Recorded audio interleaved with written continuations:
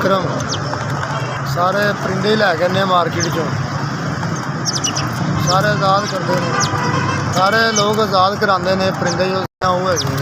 जी जो सड़क देंगे लोग सड़कें की चिड़िया 500-600-700 रुपया लग जाता है बस की करिए रोजी लगे हैं ध्यान लगे हैं की कर सकते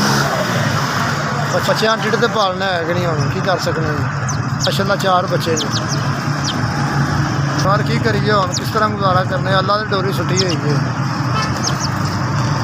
इस तरह जी सर क्या करिए मेहनत लभदी को नहीं है कभी मिस्त्री मगर जाओ दिहाड़ी नहीं लभदी हर पास यो हाल है हालात बहुत खराब है बच्चों का पेट पालन वास्ते कुछ ना कुछ तो करना ही पैना है की कर सकते हम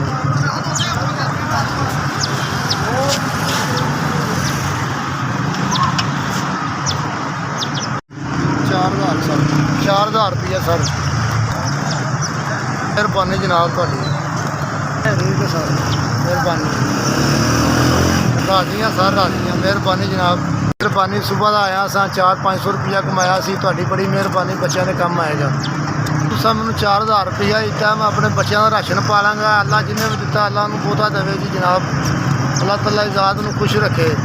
बस इसी तरह मदद करते रहो माड़िया की जी जिन्हें भी मेरी 4,000 की मदद की अल्लाह उन्हें बच्चों को तंदुरुस्ती देवे अल्लाह उन्होंने खुश रखे जी SBS तुसा साडा ख्याल किया माड़िया नाल तुहाडी मेहरबानी जनाब शुक्रिया जी।